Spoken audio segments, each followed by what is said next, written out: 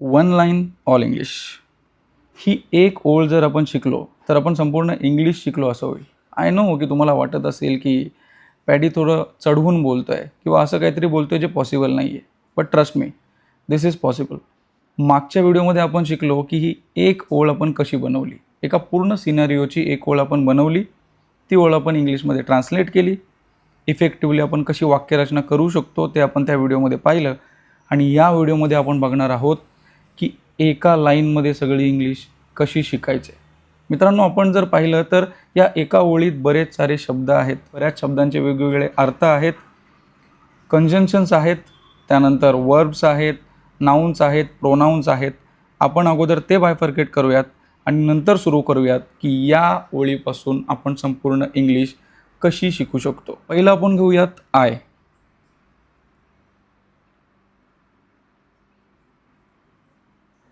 I म्हणजे काय?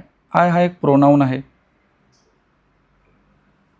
I म्हणजे मी, माझं नाव पॅडी आहे. पॅडीच्या नावाबद्दल आपण आय वापरलं म्हणून त्याला प्रोनाऊन म्हणतात, म्हणजेच सर्वनाम. नंतर कॉल्ड.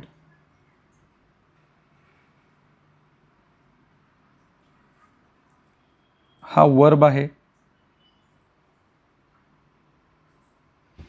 त्यानंतर माय.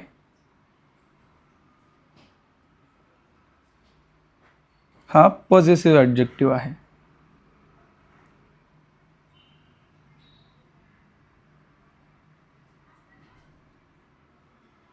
एडीजे म्हणजे आपण ॲडजेक्टिव्ह बोलूयात. फ्रेंड. फ्रेंडसुद्धा नाऊन आहे. त्यानंतर to pick me up.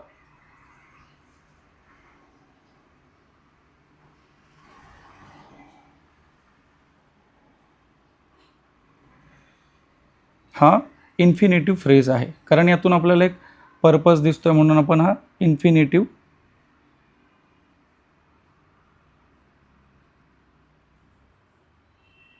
Phrase आहे. म्हणजे इन शॉर्ट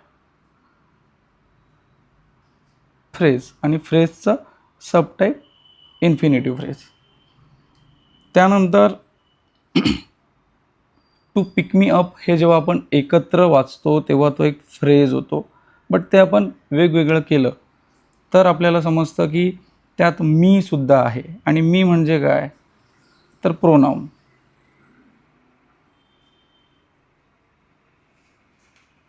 अप. अप हा ॲडवर्ब आहे.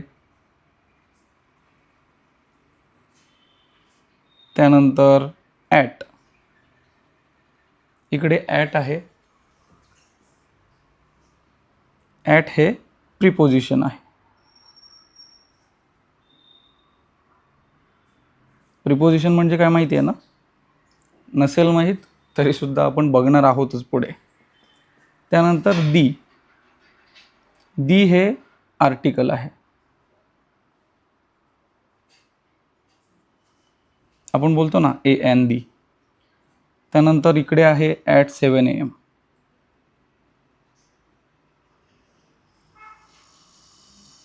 हे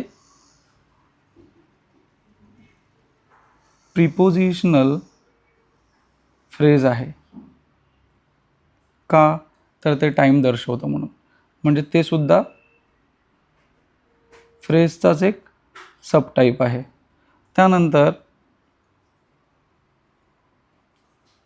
अँड. अँड हे कंजंक्शन आहे.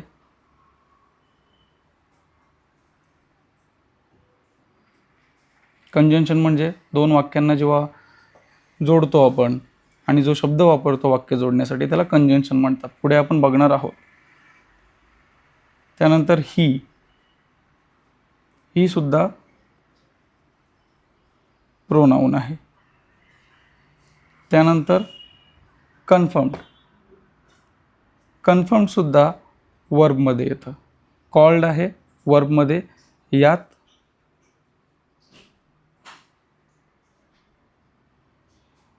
कन्फर्म सुद्धा आलं. सुरुवातीला आपण जे इथे लिहिलं आहे तेच शिकणार आहेत. त्यानंतर नाऊ. नाऊ इथे आपण अप लिहिलं, ॲडवर्ब आहे. त्यानंतर नाऊ हे सुद्धा ॲडवर्बच आहे. इट्स, इथे आपण बघूयात इट्स. इट्स इट्स हे इट इज याचं कॉन्ट्रॅक्शन आहे.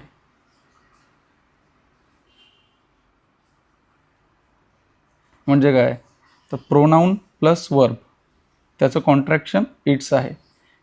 ठीक आहे. त्यानंतर 8 AM आहे, ते तर आपल्याला टायमिंग कन्फर्म करता येते, नाऊन फ्रेजेस आहे. अँड स्टील म्हणजे कंजंक्शन, अँड स्टील म्हणजे कंजंक्शन अँड वर्ब. त्यानंतर ही म्हणजे pronoun, has not yet reached म्हणजे फ्रेज. एक तर वाक्य आहे, फ्रेज आहे जे बनलं आहे. तर मित्रांनो, या एका वाक्यात काय काय आहे बघा. प्रोनाऊन आहे, इकडे आपण लिस्ट करूयात. फर्स्ट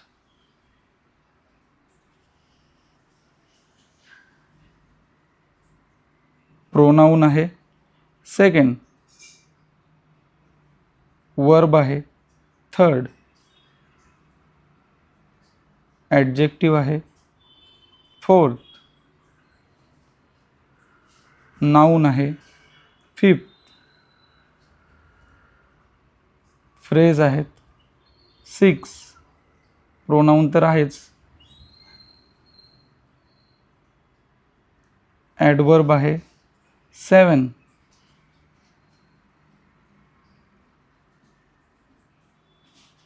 प्रिपोजिशन आहे, 8 आर्टिकल आहे,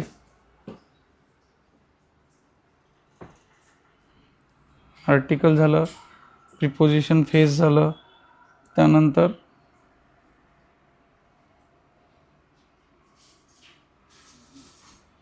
कंजंक्शन आहे. त्यानंतर कॉन्ट्रॅक्शन पण आहे. कॉन्ट्रॅक्शन पण इम्पॉर्टंट पार्ट आहे इंग्लिशचं. कॉन्ट्रॅक्शन आहे.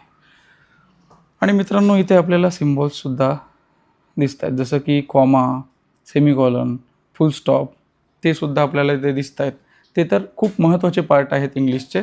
पण ते जेव्हा आपण ग्रॅमॅटिकली बघायला जातो, म्हणजे मार्क्ससाठी, करेक्ट सेंटेन्ससाठी, तेव्हा आपण त्याला इम्पॉर्टन्स देऊ शकतो. आणि इंग्लिश लर्निंगमध्ये ते सुद्धा खूप इम्पॉर्टंट आहे.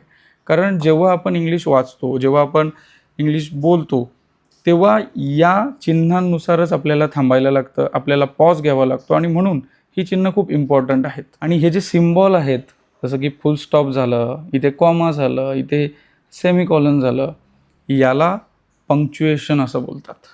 काय बोलतात याला? पंक्च्युएशन. सो या 11 गोष्टी आपल्याला या एका वाक्यात भेटल्या. प्रोनाऊन भेटलं, वर्ब भेटलं, ॲडजेक्टिव्ह भेटलं, नाऊन भेटलं, phrase, adverb, preposition, article, conjunction, contraction and punctuation. या 11 गोष्टी आपल्याला या एका वाक्यातून मिळाल्या. आता म्हणूनच मी तुम्हाला म्हटलं की 1 लाईन ऑल इंग्लिश. या गोष्टी जर आपण नीट समजून घेतल्या तर इंग्लिश शिकणं खूप सोपं होईल मित्रांनो. आणि मला वाटतं या 11 गोष्टी समजून घ्यायला मला वाटतं 11 ते 12 व्हिडिओज लागतील. पुढच्या व्हिडिओजमध्ये आपण या गोष्टी डिटेलमध्ये बघूयात. या एका लाईनमध्ये आपल्याला काय काय भेटलं हे आपण इथे समजलो. यातून आपल्याला काय काय शिकायचे हे आपण समजलो. सुरुवातीला तुम्ही हे जे वाक्य आहे, या वाक्यात जसं मी इथे क्लिअर केलं, प्रोनाऊन काय असतं, वर्ब काय असतं, ॲडजेक्टिव्ह काय असतं, नाऊन काय असतं, ॲडवर्ब काय असतं, प्रिपोजिशन काय असतं, आर्टिकल काय असतं, तसंच तुम्हीसुद्धा आयडेंटिफाय करायचा प्रयत्न करा. जेवढं जमतं आहे तेवढं करा. आपण तर इकडे सर्व डिटेलमध्ये शिकणारच आहोत. मित्रांनो, एक गोष्ट लक्षात ठेवा, कुठल्याही गोष्टीला शॉर्टकट नसतो. आपण जेव्हा जमिनीवरून चालत असतो आणि सायकलवरून कुणीतरी जात असतो, तेव्हा आपल्याला वाटतं की सायकल चालवणं किती कठीण आहे.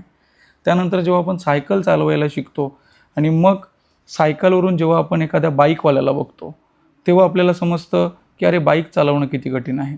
बाईकवर आपण बसलेलो असतो आणि तिथे आपण कारवाल्याला बघतो, तेव्हा आपल्याला वाटतं अरे, कार चालवणं किती कठीण आहे. कारवाला टेम्पोला बघतो, टेम्पोवाला बसला बघतो, बसवाला ट्रेनवाल्याला बघतो आणि नंतर ट्रेनवाला पायलटला बघतो.